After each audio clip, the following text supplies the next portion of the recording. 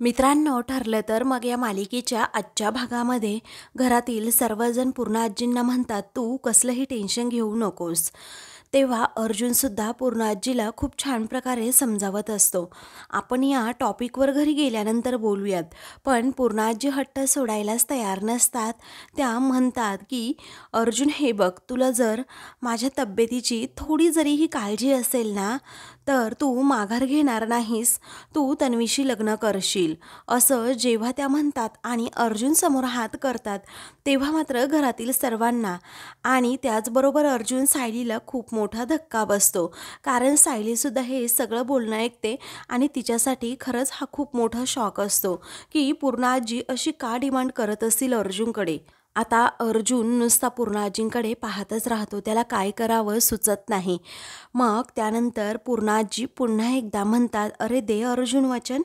तरीही अर्जुन अजिबात आपला हात पूर्ण आजीच्या हातामध्ये मिळवत नाही. त्याला पुन्हा एकदा त्याच्या प्रेमाचे ते प्रसंग आठवू लागतात की सायलीचंही माझ्यावर खूप म्हणजे खूप प्रेम आहे. त्यानंतर अश्विन म्हणतो, पूर्ण आजी प्लीज आत्ता या क्षणी तरी हा टॉपिक नको अगं, तू घरी चल अगोदर, मग याबद्दल आपण डिस्कस करूयात.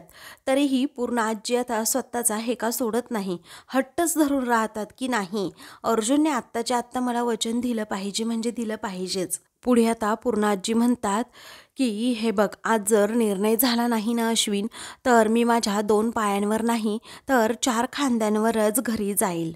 तेव्हा आता पूर्ण आजी खूप हट्टीपणा करतायत हे पाहून घरातील सर्वजण खूपच टेन्शनमध्ये येतात. मग भामटी प्रिया उगीच मुद्दाम नाटक करत पूर्ण आजींसमोर येते आणि म्हणते, हो ना पूर्ण आजी, मला तर हे ऐकवतच नाही. अगं पूर्ण आजी ऐक ना, पण आजपर्यंत अर्जुन तुझ्या मनाविरुद्ध काही वागलाय का? नाही ना? मग हा हट्ट सोड ना, आपण घरी गेल्यानंतर याबद्दल डिस्कस करूयात. तेव्हा आता पूर्ण आजी म्हणतात, नाही तन्वी, आत्ताच बोलायला हवं हे, कारण मलाही बघायचं आहे की अर्जुनसाठी आजी महत्त्वाची आहे की ती मुलगी. असं म्हणून ती सायलीला एका क्षणातच परख करून टाकते आणि नेमकं सायली हे सगळं बोलणं ऐकते. आता घरातील सर्वजण वेगळ्या आशेनेच अर्जुनकडे पाहू लागतात. अर्जुन हो किंवा नाही म्हणेल, काहीतरी त्याने बोलावं अशी घरच्यांची खरं तर अपेक्षा असते, परंतु अर्जुन काही बोलतच नसतो. तो एकदम शांत शांत उभा असतो. कल्पना म्हणते, पूर्ण आई, अजूनही तुमचा आवाज त्याच्यापर्यंत खरं तर पोहोचतच नाहीये. तेव्हा प्रताप म्हणतो, अर्जुन अरे बोल, काहीतरी बोल पटकन, अशा वेळी तू नक्की कसला विचार करतोस मला कळतच नाही. अरे तुला पूर्णाईची तब्येत अजून बिघडवायची आहे का? त्यावेळी अर्जुन बिचाऱ्याच्या डोळ्यात पाणी असतं. काय निर्णय घ्यावा त्यालाही कळत नाही, कारण पूर्णाजीने पूर्णपणे त्याची कोंडीच करून टाकलेली असते. तर आता सायलीसुद्धा टेन्शनमध्ये येते की अर्जुन सरांसाठी हा निर्णय खरंच घेणं खूप कठीण आहे. पण आता ते काय करतील, ते कोणता निर्णय नक्की घेतील हे सुद्धा आता तिला पाहायचं असतं आणि त्या बिचारीच्याही डोळ्यात पाणी असतं. पुढे आता कल्पना म्हणते त्याला, पूर्ण आजी, आई, बाबा, त्याचबरोबर इतर घरातील सर्वांबद्दल थोडं तरी काहीतरी वाटत असताना तरीही त्याने लगेच वचनसुद्धा दिलं असतं. तेव्हा अर्जुन अजूनच कोंडीत अडकतो. काय करावं त्यालाही सुचेनासं होतं. मग त्यानंतर पूर्ण आजी म्हणतात, पण याला कुणीही नको आहे, मला काहीही झालं ना तरीही याला कसलीही पर्वा नाही. तेव्हा सायलीला खूप वाईट वाटतं, फक्त आणि फक्त माझ्यासाठी हे निर्णय घेत नाही आहेत, कारण आमच्या दोघांचं एकमेकांवर खूप प्रेम आहे. त्यानंतर आता पूर्ण आजी या बरोबर काहीही बोलत नाही आणि पुन्हा एकदा अर्जुन तन्वीचाच विचार करू लागतात आणि त्या आता खूपच हायपर होतात. त्यांचा BP पुन्हा एकदा वाढू लागतो. तेव्हा घरातील सर्वजण आता खूपच टेन्शनमध्ये येतात, कारण डॉक्टरांनी स्पष्टपणे सांगितलेलं असतं की पूर्ण आजींच्या डोक्यावर जास्त ताण आला तर त्यांच्या जीवावर सुद्धा बेतू शकतं. म्हणूनच घरातील सर्वजण आता खूपच घाबरतात, कारण अर्जुन वचन देत नसतो, त्यामुळे पूर्ण आजींचा BP हाय होतो आणि त्यांना अधिकच त्रास होऊ लागतो.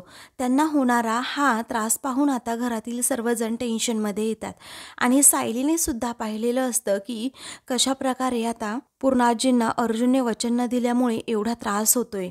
तेव्हा आता मनातल्या मनात विचार करत प्रिया म्हणते, "अरे बाबा दे ना वचन एकदाचं. ही म्हातारी गाचकली तर सगळा माझा प्लॅन ना फ्लॉप होऊन जाईल." पुढे ती अर्जुनला विचारते, "काय होते काय तुला?" मग घरातील सर्वजण आता खूपच घाबरतात. पूर्णाजींजवळ जातात आणि पुन्हा एकदा तिच्याशी बोलण्याचा प्रयत्न करतात. आता अर्जुन वचनच देत नाहीये हे पाहून पूर्णाजींना अधिकच त्रास होऊ लागतो. घरातील सर्वजण त्याच्यावर ओरडू लागतात. काही जण पूर्णाजींना आता समजावू लागतात. परंतु अर्जुन आपल्या मतावर पूर्णपणे ठाम असल्यामुळे, कारण सायलीला त्याला कधीही दुखवायचं नसतं. सायलीने कालच प्रेमाची कबुली दिलेली असते की माझंही तुमच्यावर खूप प्रेम आहे आणि तिला मानसन्मानाने तो घरी आणणार असतो. परंतु या पूर्णाजीने हे मधीच काय सुरू केलं असं अर्जुनला वाटत असतं. त्यामुळे तो अजिबात वचन देतच नसतो. पण त्याचं खरं प्रेम फक्त आणि फक्त सायली असते. खूप वेळ प्रयत्न करूनही पूर्णाजी आता स्वतःचा हेका सोडायला तयारच नसतात. तेव्हा त्यांना अजून खूपच त्रास होऊ लागतो. तेव्हा आता सर्वजण खूपच घाबरतात. मग आता इकडे सायलीसुद्धा हा प्रकार पाहत असते की अर्जुन वचन देत नाहीये. तीही बिचारी आता रडू लागते. काही वेळानंतर आता प्रिया काय करते तर अर्जुनचा जो हात असतो ना तोच पूर्णाजींच्या हातावर ठेवते आणि घरातील सर्वांना सांगते की दिलंय वचन. अर्जुनने वचन दिलं तो माझ्याबरोबर लग्न करणार. हे पाहून आता अर्जुनला शॉक बसतो आणि तो प्रियाकडे पाहतच राहतो. तेव्हा प्रिया म्हणते, "दिलं ना वचन?" मग अर्जुन काहीही बोलत नाही. घरातील सर्वजण मात्र अर्जुनकडे पाहतच राहतात. त्यानंतर अर्जुन पूर्णाजींच्या हातातून हात सोडवण्याच्या प्रयत्नात असतो. परंतु पूर्णाजीने हात एवढा घट्ट पकडलेला असतो की तो हात तिच्या हातातून सुटत सुद्धा नाही. मग आता पूर्णाजींना उठवण्याचा प्रयत्न करत प्रिया म्हणते, "दिलंय वचन, पहा पूर्णाजी दिलंय."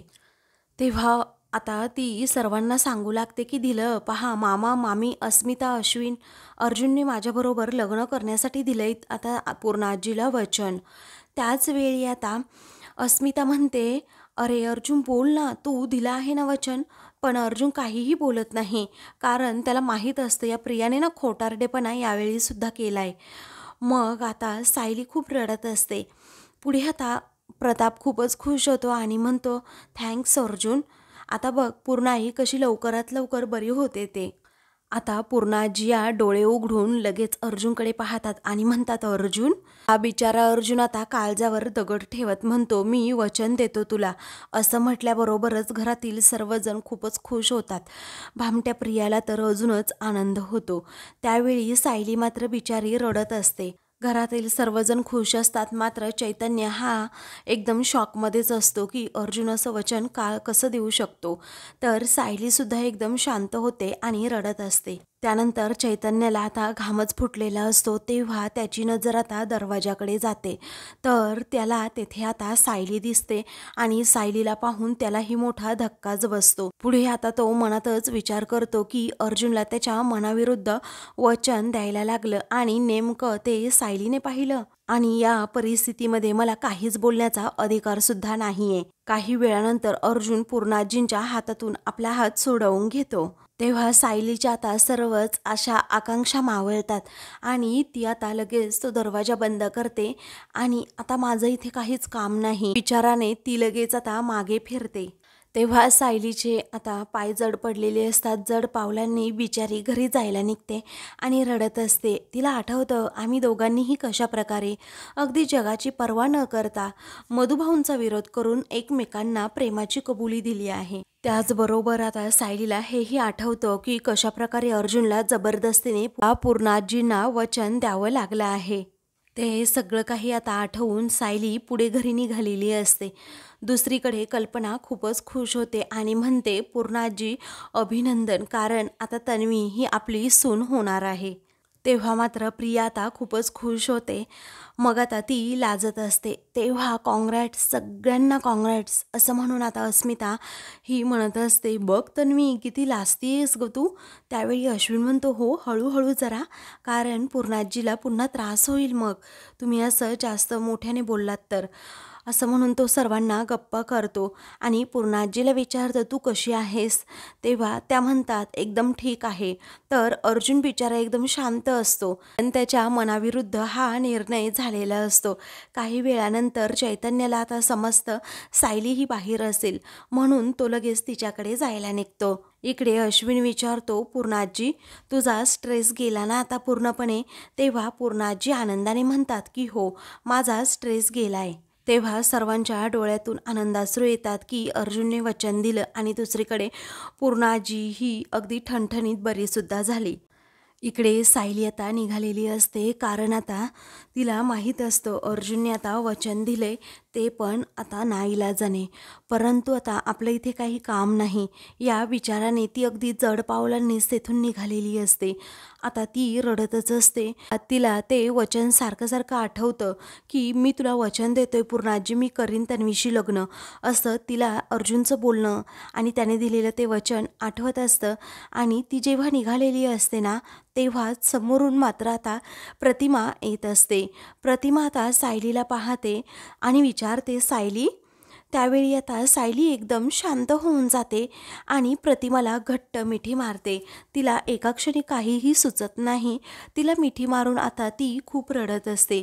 तेव्हा काय झालं बाळा सायली, असं आता ती विचारत असते. आज सायली काहीही बोलत नाही, एकदम शांत शांत असते. प्रतिमा विचारते, सांग ना बाळा, काय झालं तुला? तेव्हा आता सायली म्हणते, सगळं संपलंय प्रतिमा, त्या सगळं काही संपलंय. चैतन्य देखील तेवढ्यात तेथे आलेला असतो आणि तो आता प्रतिमाकडे पाहतच राहतो. तर इकडे सायली आता म्हणते, मी आणि अर्जुन सर पुन्हा कधीही एकत्र येऊ शकत नाही. तेव्हा प्रतिमा आता विचारते, म्हणजे घरच्या सगळ्यांनी मिळून जे काही ठरवलं ते तुला कळलं तर? त्यावेळी सायली म्हणते, हो, असं म्हणून बिचारी अजूनच रडू लागते. हा चैतन्य हा त्या दोघींकडे पाहतच राहतो. त्यानंतर इकडे प्रतिमा ही सायलीला म्हणते, मी तुझ्यासाठी काही करू शकले असते तर बरं झालं असतं, पण बाळा तुला एक सांगू का ग, माझ्या हातात सध्या तरी काहीच नाहीये. तेव्हा सायली आता रडतच म्हणते, अर्जुन सरांच्या हातात तरी कुठे काय होतं प्रतिमा आत्या? पण आता हे सगळं सहन करण्याची ताकद ना मला आणावीच लागेल आणि आता ही ताकद मी कुठून आणणार आहे ना, तेच मला माझं माहीत नाही, पण ही ताकद मला आणावीच लागेल, असं म्हणून ती अगदी हुंदके देऊनच रडत असते. त्यानंतर सायलीच्या लक्षात येतं, मला इथे कोणी पाहिलं तर प्रॉब्लेम होईल. या विचाराने कल्पनाला ती तसं सांगते की मला कोणी बघायला नको, मी आता निघतीये. तर सायली आता तिथून जायला निघते, तर चैतन्य सुद्धा तेथेच असतो.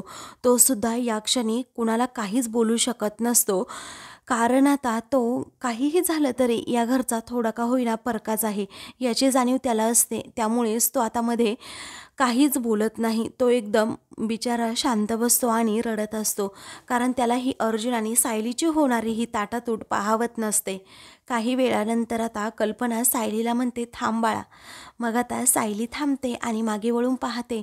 प्रतिमा तिच्या जवळ येते आणि तिच्या डोक्यावरून, तिच्या चेहऱ्यावरून प्रेमाने व मायेने हात फिरवत म्हणते, बाळा, मी आत्ता या क्षणी तुझ्यासाठी काहीही करू शकले नसले ना, तरीही मला माफ कर. पण जेव्हा तुला गरज असेल ना, जेव्हा तुला वाटेल ना की मी आत्ता तुझ्या पाठीमागं उभं राहणं खूप गरजेचं आहे, तुला साथ देणं गरजेचं आहे, तेव्हा मी अगदी कसलाही विचार न करता तुझ्या बरोबरीने उभी राहीन, तुला साथ देईन. मी कोणताही तेव्हा घरच्यांचाही विचार करणार नाही सायली, कारण तू माझ्यासाठी जे काही केलंय ना बाळा, त्याची जाणीव आहे मला, असं म्हणून ती तिला तसं वचनसुद्धा देते. तेव्हा सायली म्हणते, हो मला माहीत आहे प्रतिमा आत्या, तुम्ही माझ्यावर अगदी आईसारखी माया केलीत आणि त्यामुळेच एक आई आपल्या मुलीची साथ कधीही सोडणार नाही, हेही मला चांगल्या प्रकारे माहीत आहे. पण नशिबाने माझी साथ तर सोडली आहे प्रतिमा आत्या, मग तुम्ही काय करणार, असं म्हणून ती अजूनच रडू लागते. त्यानंतर आता सायली ही जायला निघते. त्याचवेळी चैतन्य पुढे येतो आणि प्रतिमाला म्हणतो की प्रतिमा आत्या. तेव्हा ती आता विचारते, पूर्णाई? मग आता पूर्णाजी आता बरी आहे, इथून समोर गेलं ना तर उजव्या हाताला ICU वॉर्डमध्ये त्या आहेत आणि त्यांना बरं वाटतंय, आता काळजी करू नका, असं चैतन्य म्हणतो. तर प्रतिमा आता लगेच तिकडे जायला निघते. त्यानंतर सायलीला म्हणून समजवण्यासाठी चैतन्य तिच्या पाठोपाठ जायला निघतो. इकडे बाहेर आता सायली आलेली सुद्धा असते आणि तिला सारखं सारखं पूर्णाजींचं बोलणं आठवतं की कशाप्रकारे हट्टीपणा करून पूर्णाजीने माझ्या अर्जुनकडून वचन मागवून घेतलं. कारण पूर्णाजीने असं त्याला विचारलं, तुझ्यासाठी आजी महत्त्वाची आहे की ती मुलगी महत्त्वाची आहे? आणि म्हणूनच बिचाऱ्या अर्जुनला हा निर्णय घ्यावा लागला, कारण त्याचा नाईलाज होता. तर दुसरीकडे आता प्रिया ही अर्जुनचा हात पकडते आणि त्याला म्हणते, अर्जुन मला माहीत होतं, अरे तू लग्नाला नक्की होकार देशील, कारण आपण दोघे आहोत ना, नेहमी आपल्या अगोदर सर्वात अगोदर घरच्यांचा विचार करतो, बरोबर ना? तेव्हा अर्जुन काहीही बोलत नसतो. त्याला असं वाटत असतं की प्रियाच्या सानकन एखादी कानाखाली द्यावी, परंतु आता त्याचाही नाईलाज असतो. तेव्हा अर्जुन आता खूपच रागात तिच्याकडे पाहतो, तर ती निर्लज्जासारखी मात्र हसतच असते. पूर्ण आजी प्रिया आणि त्याचबरोबर अर्जुनकडे खूपच प्रेमाने पाहत असते आणि तिला आनंद झालेला असतो या दोघांना असं एकत्र पाहून. अर्जुन फक्त या क्षणी पूर्ण आजींसाठी तेथे एकदम शांतपणे उभा राहिलेला असतो. आता अश्विन विचारतो, पूर्णाजी काही गरगरत नाही ना ग तुला, एकदम बरं वाटतंय ना? तेव्हा त्या म्हणतात की हो, मी अगदी ठणठणीत झाली. काही वेळानंतर प्रतिमा आता तेथे येते. तेव्हा ती पूर्णाजींकडे पाहतच राहते. त्यानंतर आता घरातील सर्वजण आता तिला खुश असे दिसतात, परंतु अर्जुन बिचारा एकदम शांत असतो, हेही तिने चांगल्या प्रकारे पारखलेलं असतं. त्याचमुळे ती आता मनात विचार करते की पूर्णाईंची तब्येत तर आता ठणठणीत दिसते, अगदी व्यवस्थित बऱ्यासुद्धा झाल्या आहेत. आता पूर्णाई समोर हा विषय काढू का की हे लग्न थांबवू म्हणून, कारण आता मी जर हे लग्न थांबवण्याचा प्रयत्न केला, मी जर या लग्नाविषयी काही बोलले तर अर्जुनला सुद्धा बोलण्यासाठी बळ मिळेल, असं म्हणून आता प्रतिमा पूर्णाजींकडे पाहत असते आणि तो विचार करत असते.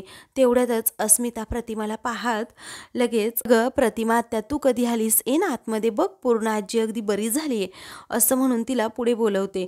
तेव्हा प्रतिमाला तेथे असं अचानक आलेलं पाहून आता प्रिया ही घाबरते आणि रागातच प्रतिमाकडे पाहते.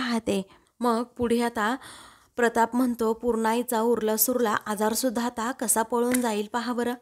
त्यानंतर आता प्रिया ही मनातच विचार करते, या अर्ध्या मेंदूच्या बाईला समजलंच कसं इथे पूर्णाजीला ॲडमिट केलंय म्हणून? तेव्हा आता पूर्णाई, अगं तुला बरं वाटतंय ना, असं पुन्हा प्रतिमा विचारते. तेव्हा पूर्णाजी अगदी हसतच म्हणतात, हो मला अगदी बरं वाटतंय, मी ठणठणीत आहे, नको काळजी करू. हा प्रतिमा आता मागचा पुढचा विचार न करता अगदी ठामपणे म्हणते की नाही, मला तुला काहीतरी विचारायचंय, म्हणजे मला तुम्हा सर्वांशीच काहीतरी बोलायचंय. तेव्हा भामटी प्रिया लगेच मध्ये बोलते की अगं आई, पूर्णाजी आता बरी कशी झाली हे तर अगोदर तिला विचार ना. अगं आनंदाची बातमी आहे, गुड न्यूज आहे की अर्जुनने स्वतःहून माझ्याबरोबर लग्न करण्यासाठी पूर्णाजींना वचन दिलंय. तेव्हा सर्वजण खूपच खुश असतात, तर अर्जुन बिचारा शांत असतो आणि त्याचबरोबर प्रतिमा सुद्धा. त्यानंतर प्रतिमा आता विचारते, काय रे अर्जुन, तू या लग्नाला होकार दिलास का? तेव्हा तो नाईलाजाने हो असं म्हणतो, परंतु अर्जुनच्या डोळ्यात असणारं सायलीविषयीचं प्रेम पाहून आता प्रतिमाला माहीत असतं की गडबड आहे काहीतरी. नंतर प्रतिमाला लगेच सन्वी विचारते, काय आई, कसा वाटतोय ग आमचा जोडा, चल आम्हाला आता आशीर्वाद दे. त्यावेळी अस्मिता म्हणते, अरे थांबा थांबा, अगोदर पूर्णाजीचे तर आशीर्वाद घ्या.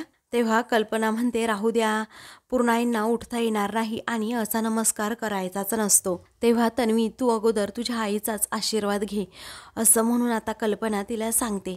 तेव्हा प्रिया आता लगेच अर्जुनला विचारते, अर्जुन चल ना आपण आशीर्वाद घेऊयात ना. तेव्हा आता जबरदस्तीने ही सगळं काही त्याच्याकडून करून घेत असते, हे आता प्रतिमाला समजतं. तेव्हा आता फक्त अर्जुनलाच आशीर्वाद देत सुखी राहा असं प्रतिमा म्हणते आणि त्याच्याकडे पाहत असते. त्याच्या डोळ्यातील दुःख हे प्रतिमाने आता हेरलेलं असतं.